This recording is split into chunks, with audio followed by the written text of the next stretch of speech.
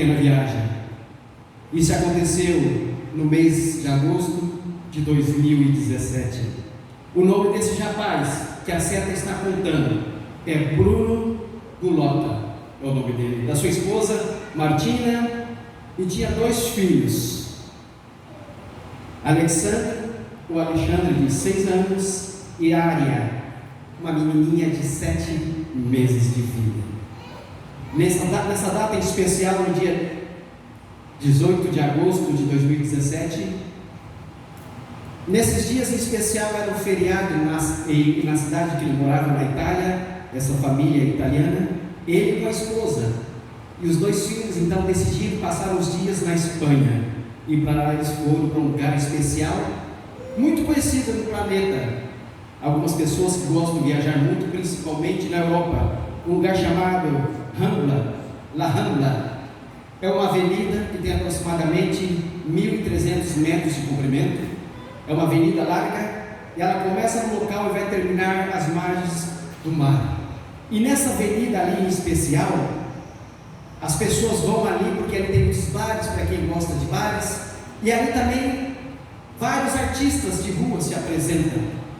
E nesse dia em especial, então, nesse final de semana, que essa família estava ali, o homem jovem ainda 35 anos, a esposa muito jovem também, 28 anos, uma bebê de 6 meses de 7 meses e o filho de 6 anos. E eles estavam andando por aquela rua em especial.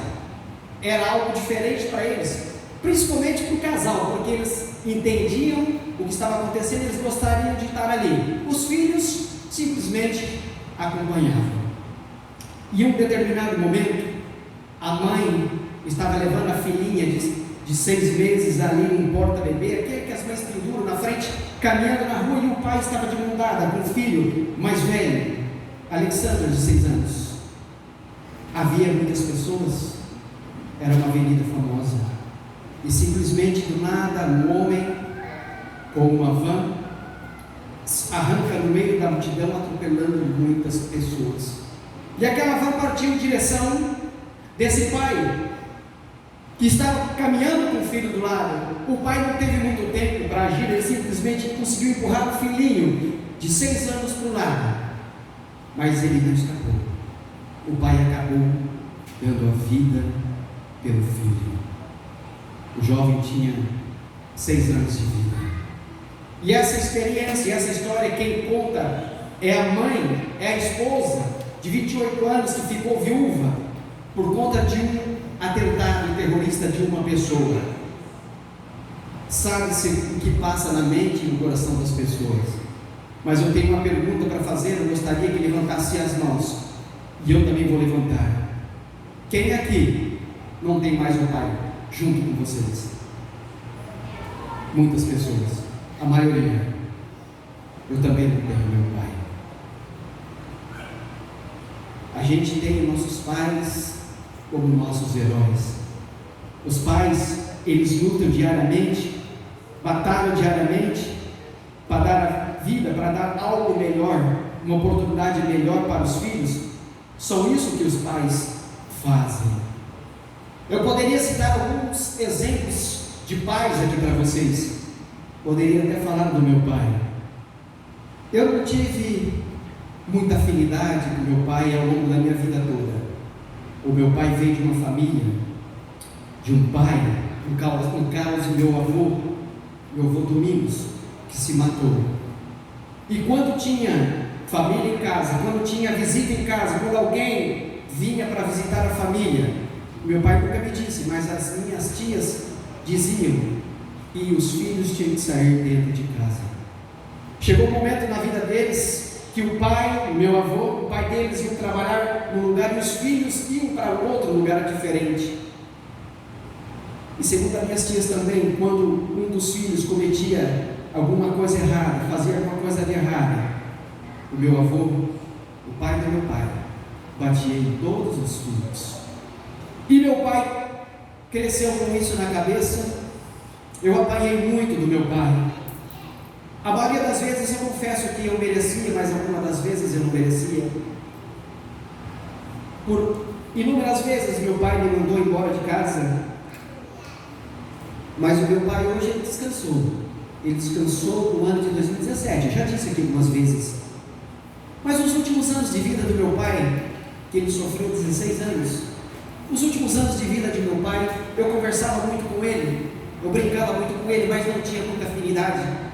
Eu poderia falar no tio Antônio Tavares, que por muitos anos foi membro desta igreja, ainda quando era lá em cima. Eu amava a forma como ele criava minhas 3 primas, a Poliana, a Eliane e a Paula.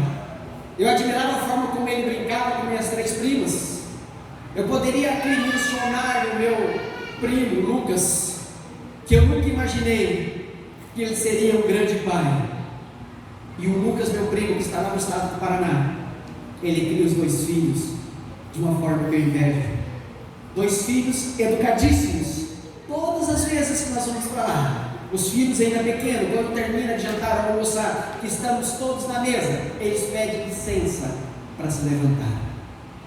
Ou eu poderia então falar do meu cunhado Jairo, que está em Ouro de Moura, Rondônia, que vem criando a filha dele, que é a minha sobrinha, que vai fazer 8 anos agora em setembro, com amor e com carinho.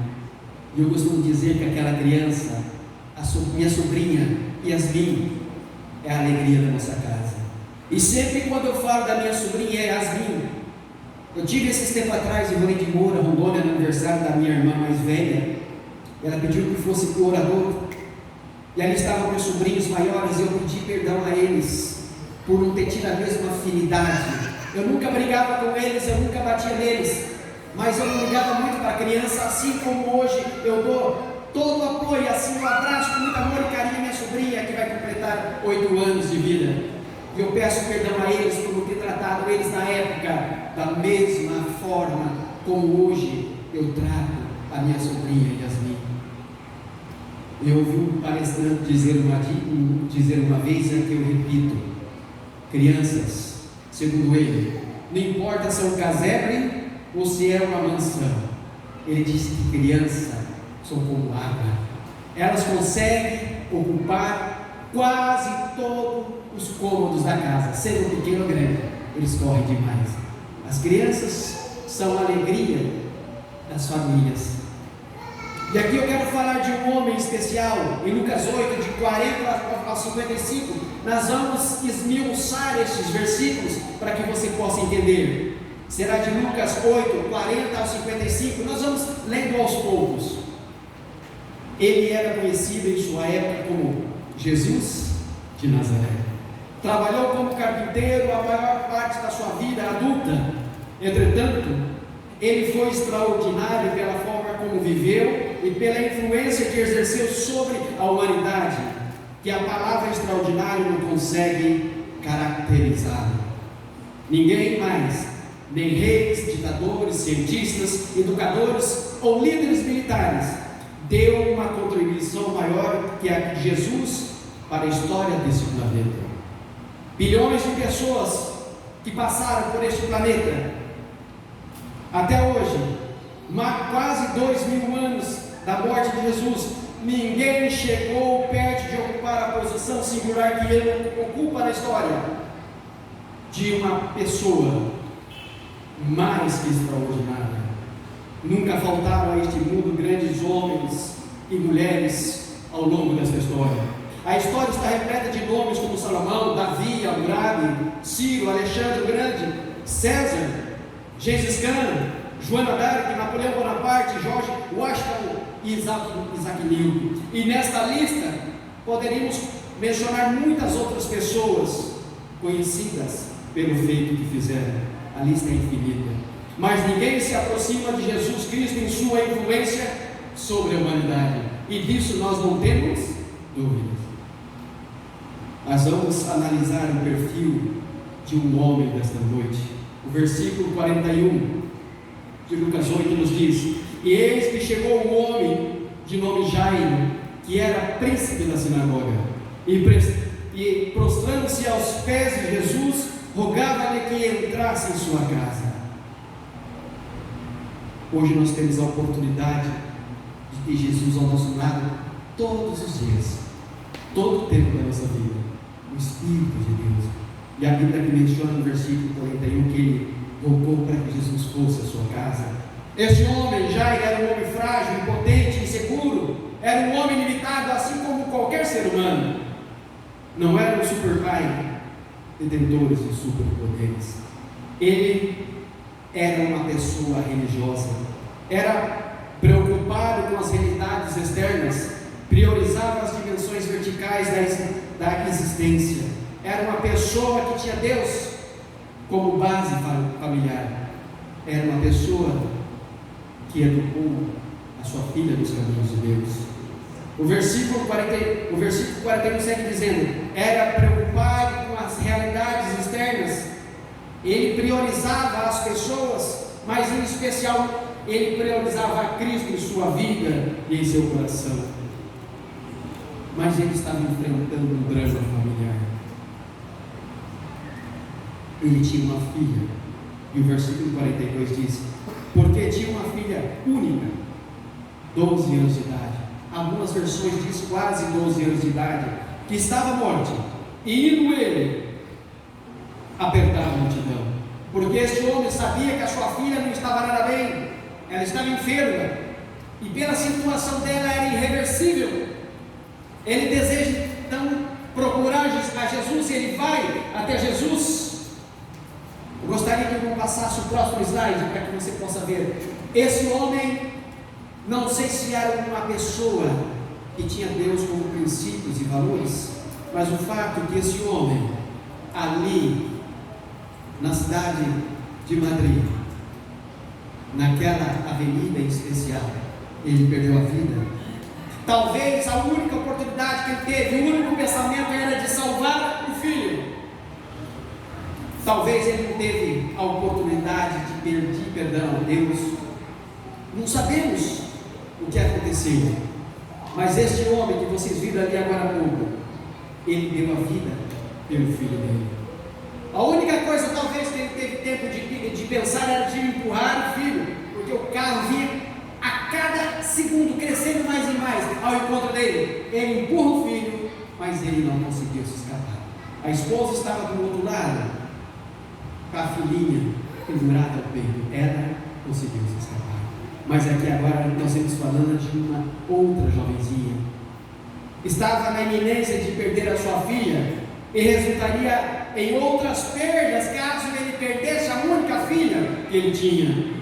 Se ele perdesse a filha, que estava à beira da morte, com a perda da filha ele perderia também a alegria, o encanto, o afeto, a ternura, a amizade, a cumplicidade, a vitalidade daquela jovenzinha. O pai desejava ver ela crescer em estatura, em sabedoria e em graça. Mas houve um momento que o pai tomou uma postura. Ali no versículo 41 ainda diz que aos pés de Jesus os papéis são bem definidos. Isso quando nós nos colocamos aos pés de Jesus. Jairo, que na sinagoga exercia uma função de chefia, vê-se apenas neste momento como um servo diante do Senhor. Jairo não suplicou diretamente pela cura da sua filha, não. Ele fez algo extraordinário, ele fez algo diferente, mas pela presença de Jesus em sua casa, era o que ele desejava naquele momento. Ele já ouvia, claro, inúmeras vezes falar desse Jesus. A região por onde Jesus passava naquela época, principalmente a região da Galileia, eles ouviam sistematicamente de um Jesus que pregava, de um Jesus que curava, de um Jesus que amava as crianças e dizia: deixai vir a mim, porque dos tais é o reino de Deus. Então o pai desejava simplesmente ter a presença de Jesus na sua casa. Ele não foi pedindo algo para Jesus, e com a presença de Jesus, pois ele sabia que a presença seria garantia de vitória. Ele sabia que a presença de Jesus lá no seu lar seria garantia de poder. E ele também sabia que a presença de Jesus na sua casa seria um grande milagre. Era tudo que aquele pai desejava naquele momento, ter Jesus na sua casa. Mas houve desafios, houve estímulos desse pai. E o versículo 42 nos diz: e uma mulher que tinha um fluxo de sangue havia 12 anos e gastara com os médicos todos os seus haveres, tudo o que ela tinha, tudo o que ela possuía, e por nenhum pudera ser curado. Ela gastara o que tinha e possivelmente já havia endividado, gastado o que não tinha, pois ela tinha uma enfermidade já há 12 anos. Ela desejava ser curada. Era a mulher do fluxo de sangue. A probabilidade de Jairo perder a Jesus no meio da multidão era muito grande. As pessoas seguiam Jesus. Eu fiquei imaginando ali por onde Jesus passava. O rei do universo era amado pela maioria esmagadora, mas era odiado por alguns escribas e fariseus, doutores da lei, que desejavam ter os mesmos seguidores de Jesus, mas eles não tinham, porque eram raça de víboras, como João Batista muitas das vezes mencionou. E Jesus, então, estando ali, aquela mulher com fluxo de sangue, ela tinha em sua mente, se ela simplesmente tocasse a Jesus, ela seria curada. Ela não tinha mais nenhuma esperança. Talvez ninguém naquele momento, naquela região, não dava atenção àquela mulher. Então, possivelmente inúmeras vezes ela ouvira falar de um Jesus, inclusive ressuscitado. E na sua cabeça, na fé que essa mulher tinha, que a Bíblia menciona, ela só precisava tocar a Jesus de uma forma diferente, com fé, convicção, na certeza de que tocando Jesus ela seria curada.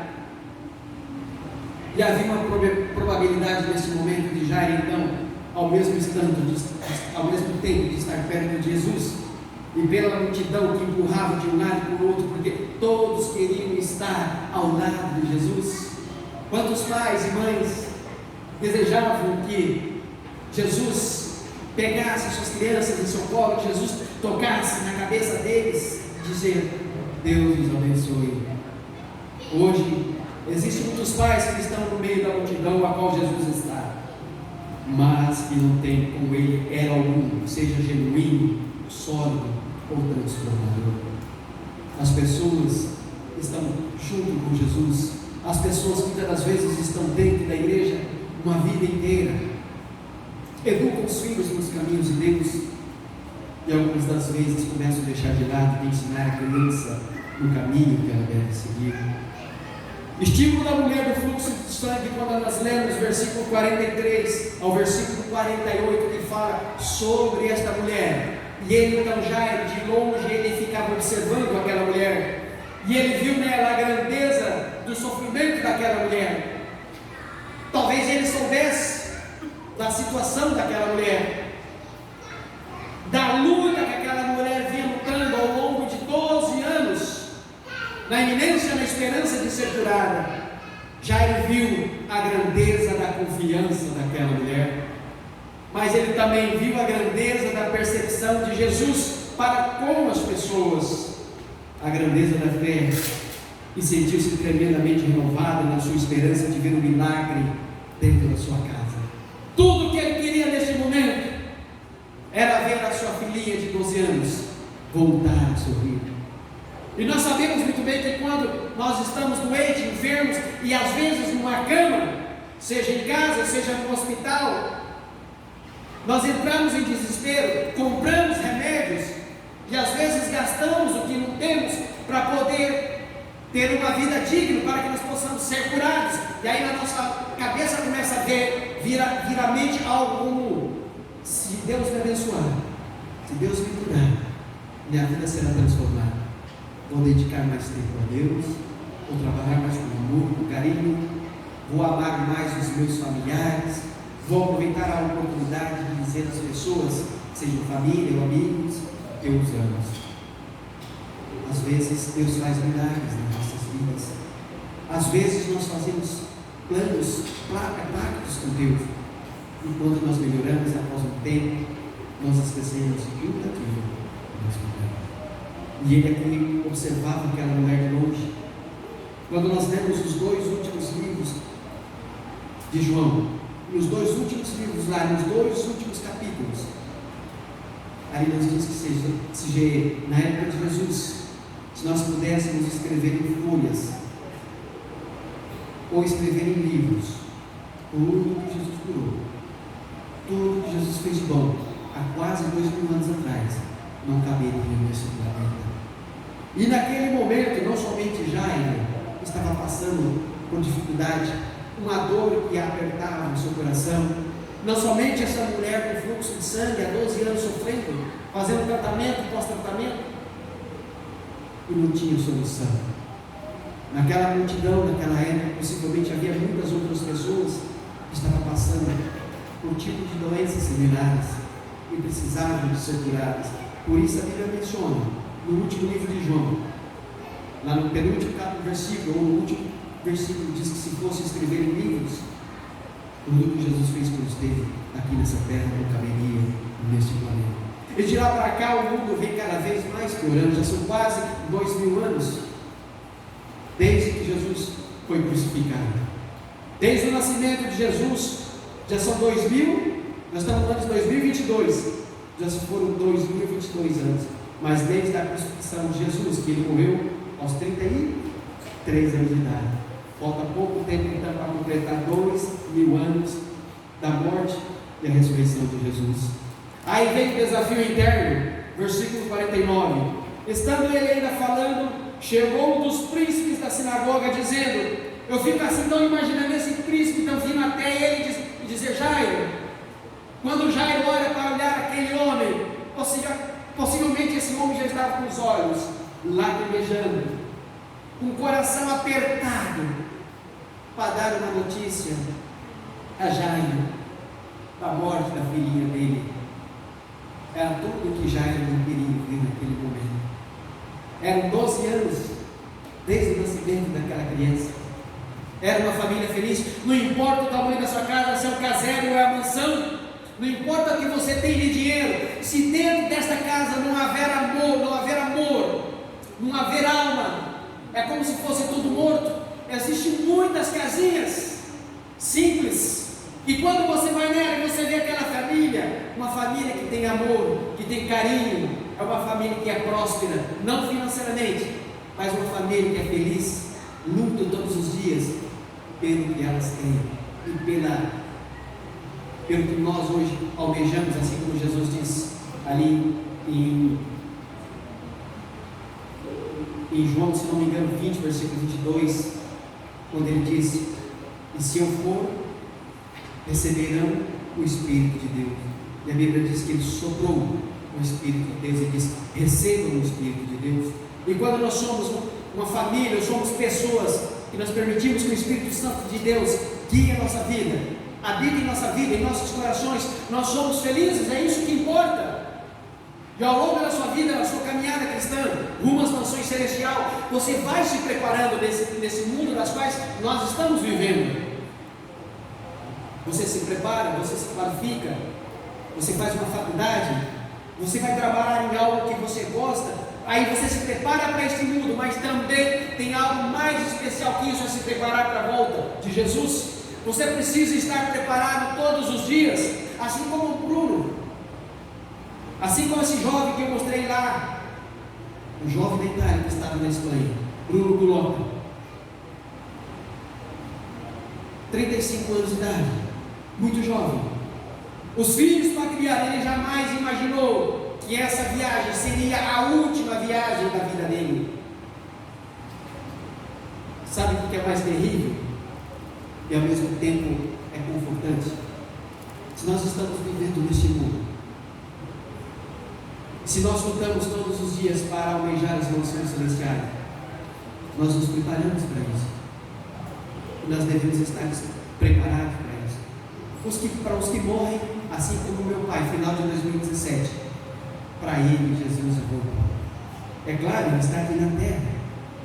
E ao toque da sétima trombeta ele ressuscitará, assim como todos esses que levantaram as mãos, de pessoas que já morreram e descansaram no Senhor, ressuscitará. Mas e algumas pessoas que não estão preparadas? Como será a ressurreição destas pessoas? Quais são as esperanças destas pessoas? E aqui vem dizendo de um desafio, assim como esse jovem, ele deu o último suspiro dele, talvez o pensamento dele era salvar o filho. Talvez, eu digo talvez, porque eu não sei como era a vida dele com Jesus. Possivelmente, ele vai ressuscitar na primeira, e se não na segunda. Eu quero estar na primeira ressurreição. Eu quero estar quando o primeiro Tessalonicenses 4, versículo 16 diz que ao toque da sétima trombeta será a última. Os que morrerem em Cristo ressuscitarão. Assim como eu tenho esperança de meu pai, um dos meus avós, que é daqui, de Varza Grande, pai da minha mãe. As minhas duas avós, que também descansaram no Senhor. Assim como esse jovem, esse homem lá, Jairo, nós vamos ver aqui que ele não perdeu a filha, mas hoje eles já estão descansando. O pai, a mãe, aquela jovenzinha de 12 anos, na iminência de um dia, quando Jesus voltar ao toque da sétima trombeta, eles ressuscitarem. Mas veio o desafio interno. Estando ele ainda falando, chegou um dos príncipes da sinagoga dizendo, olhando cara a cara com Jairo, Jairo, não incomodes mais o mestre. Não precisa convidá-lo para ir à sua casa. A sua filhinha acabou de dar o último suspiro. É a notícia mais terrível, mais dolorosa que um ser humano recebe. E quando nós morremos no Senhor, é uma esperança, mas infelizmente a vida continua. Infelizmente nós aprendemos a reaprender com a falta de alguém que estava ali ao nosso lado, que sabe no dia das mães, hoje em especial o dia dos pais. Você não tem mais um pai para dar um presente a ele, talvez a vida inteira, quando o pai estava vivo, não deu nenhum presente. E agora que o pai já descansou ou morreu, aí vem na nossa mente, se meu pai estivesse vivo, gostaria de dar um abraço a ele. Se meu pai estivesse vivo hoje, eu gostaria de dar um presente a ele. Se meu pai estivesse vivo hoje, eu gostaria de dizer, pai, me perdoe por ter brigado com o Senhor muitas vezes. Mas tem muitas pessoas que hoje em dia têm essa oportunidade de chegar a meu pai e dizer, pai, me perdoe. Não importa se o pai está certo ou o pai está errado, ainda tem a oportunidade, faça, peça perdão ao pai. Se ele estiver longe, ligue para o pai e diga, pai, me perdoe. E o versículo 50 nos diz, há um estímulo à palavra de Deus. A palavra de Jesus para Jairo veio como palavra de Deus, soberana, amorosa, imutável, poderosa, viva e criativa. E ele diz, Jesus, porém, ouvindo-o, respondeu dizendo, não temos, crê somente e será salva. Talvez poderia ser salva quando Jesus voltasse, e agora quando Jesus voltar, mas talvez ela seria salva ali naquele momento.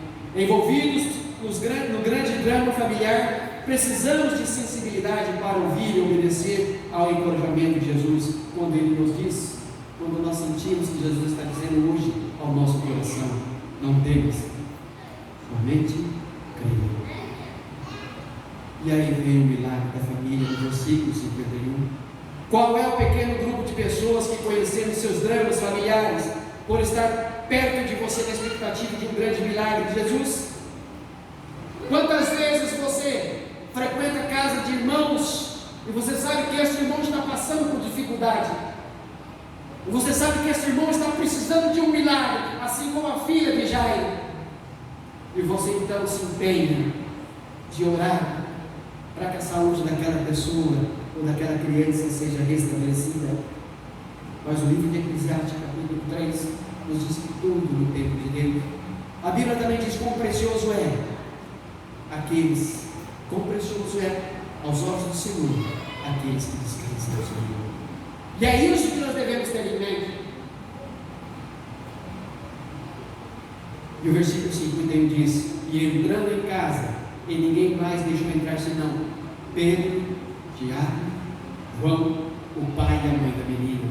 E o versículo 52 e 53 diz: porque algumas pessoas ali naquele momento estavam incrédulas. Eu estou falando da família, mas das pessoas que estavam.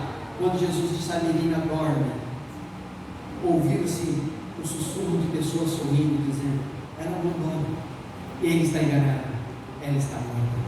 E aqui então vem o versículo 52 e 53. Fé e incredulidade estão sempre juntas na caminhada cristã.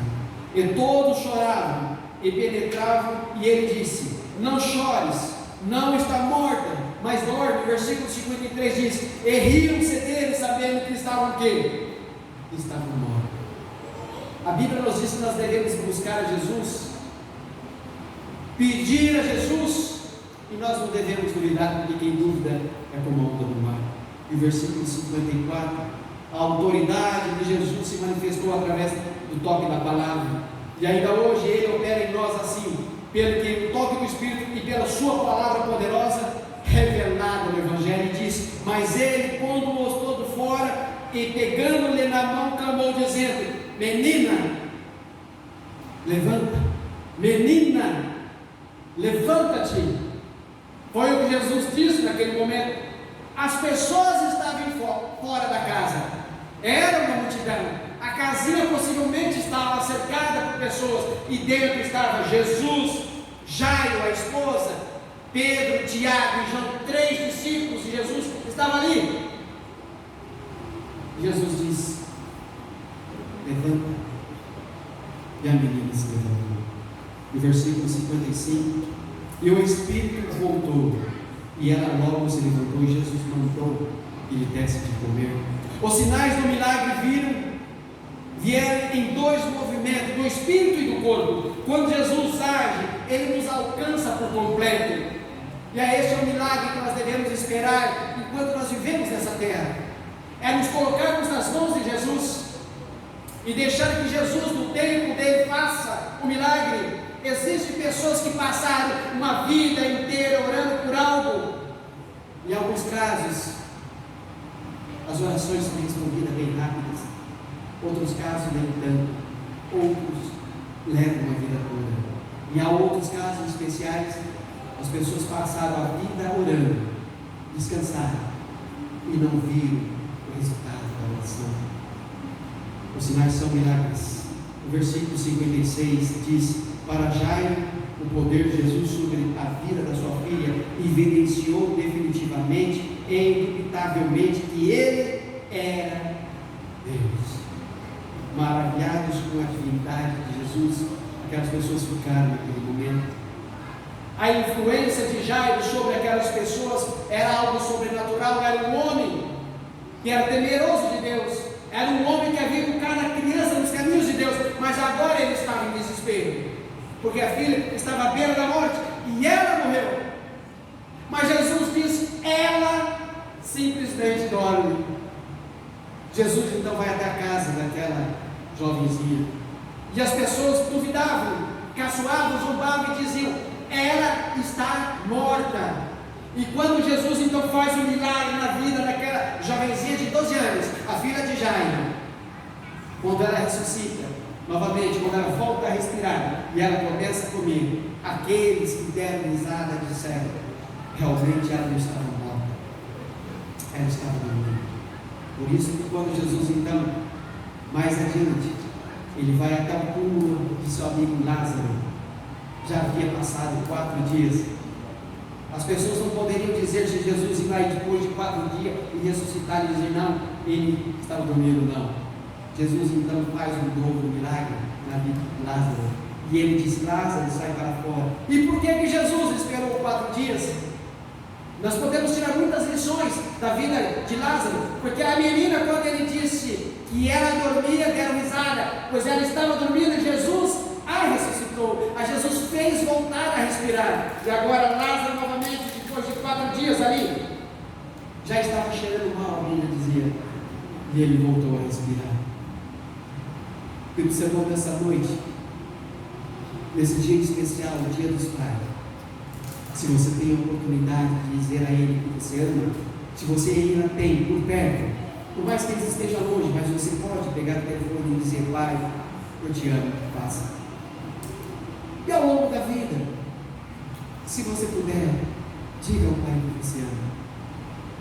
Às vezes nas redes sociais a gente observa alguns comentários, seja no Dia das Mães ou no Dia dos Pais, e eu observei hoje no Facebook que alguém disse assim: uma jovem,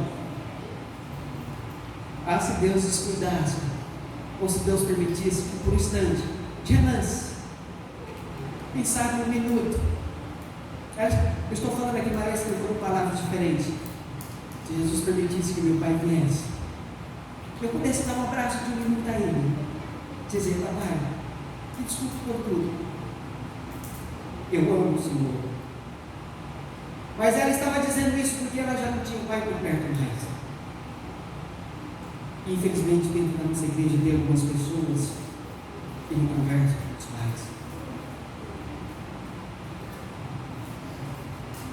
Às vezes, a gente leva uma vida inteira.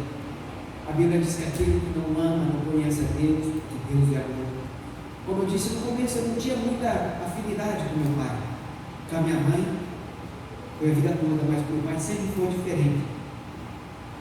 E eu já disse aqui também, nessa igreja, que no final de 2017, felizmente eu tive a oportunidade de fazer um culto fúnebre de meu pai. Mas o meu pai descansou no Senhor, o meu pai descansou, eu e ele, em paz.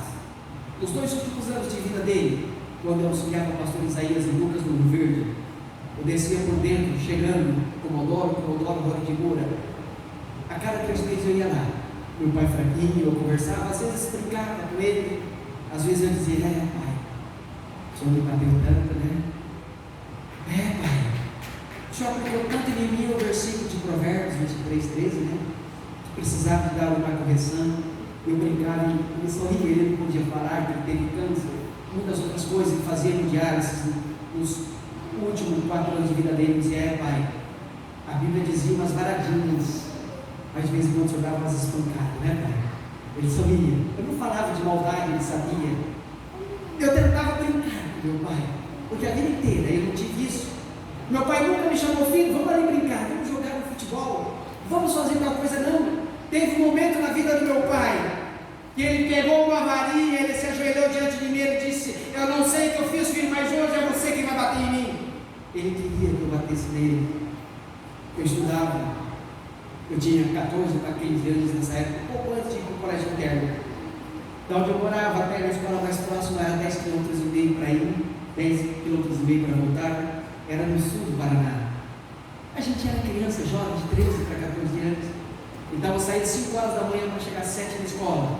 2 blusas, 3 luvas, 2 calças, 3 blusas, cachecol, luva, e você ia a pé, porque na época não tinha ônibus, e no meio do ano não tinha como pelar. Aí você ia, a aula acabava 15 para meio-dia, você já havia tirado uma das calças, você já havia tirado aquelas 3 blusas, cachecol, a luva, a bolsa pendurada, e você voltava então 10,5 km para trás. Aí almoçava e ia para a roça trabalhar. Isso eu conto tudo no meu livro, com o título O Arado de Bois para as Universidades. Esse mês eu farei o lançamento dele lá no Cresce do Cuiabá. Então, como eu era muito jovem e eu trabalhava na roça aos domingos, eu gostava de jogar bola, e a gente jogava bola era o dia inteiro. E teve um dia que meu pai mandou buscar a carroça, e quando eu cheguei do sítio que a gente morava, num lugar onde estava a carroça e o cavalo, onde tinha um campo de futebol, as pessoas estavam jogando futebol, meus amigos, e eu comecei a jogar futebol com eles, acabei passando do tempo, e meu pai ficou muito nervoso, ele veio, quando ele disse que eu que tinha que bater nele, não ele bater em mim. É claro que eu não fiz isso. Eu joguei a varinha fora, virei as costas do meu pai e saí. Como que eu ia bater no meu pai? Isso eu nunca esqueci.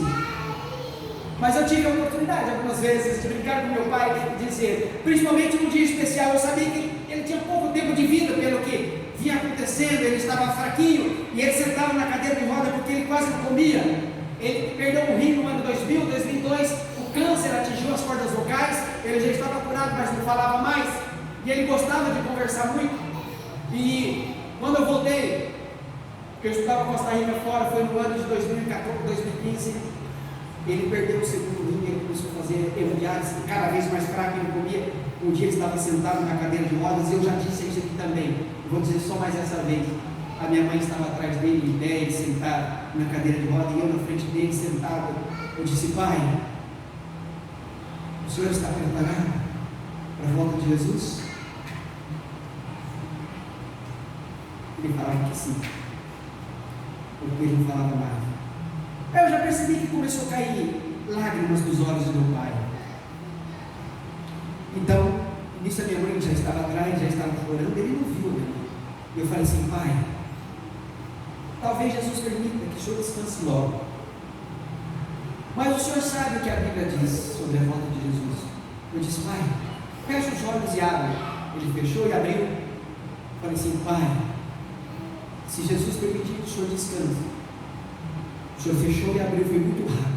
O senhor vai descansar até a volta de Jesus. Nós não sabemos o dia exato, mas para o Senhor Jesus já voltou. Vai ser como abrir e fechar os olhos. Vai ser como um dia que você chega em casa à noite e você está cansado, porque você teve um dia exaustivo, e você deita, você dorme, no outro dia você levanta novo para voltar a trabalhar novamente.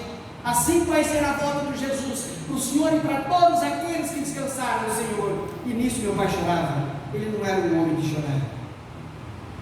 E é essa a esperança. E hoje eu vi, para terminar, uma amiga minha, que ela postou algo nas redes sociais falando do pai dela. Não me lembro o nome do pai dela agora. O pai dela foi pastor, o pai dela foi professor, tanto no NASP como no IAN na Bahia.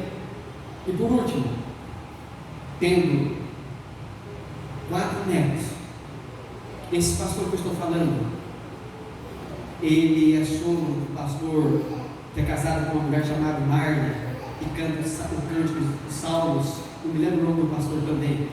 Um homem jovem que ele vive cantando, ele canta muito, ele cantou Salmos.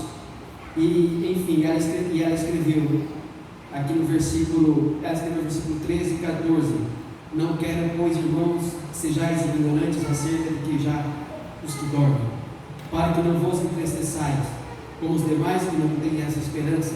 E essa esperança nós temos.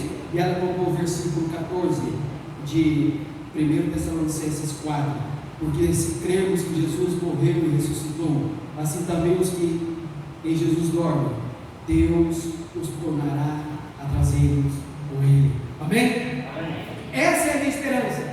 Essa é a esperança de cada um de vocês que perderam alguém que amava. Enquanto o irmão prepara o hino final para que nós possamos cantar, que vocês possam ter esses versículos em mente. A história de Jairo, esse homem que era temeroso, o homem que queria simplesmente a presença de Jesus na sua casa, porque ele sabia que se Jesus fosse a sua casa, os seus problemas seriam solucionados. E o único problema, e a única coisa que ele desejava naquele momento, era ter a sua única filhinha ao lado dele. Ele queria ver a filha crescendo em sabedoria, em estatura, em graça, diante de Deus e das pessoas. E é esse o meu desejo também, de ver o meu pai, de ver as minhas 2 avós, a avó Josefa e a minha outra avó, que já descansou no Senhor, meu avô Aníbal. Não sei o meu avô Domingos, o pai do meu pai, como será.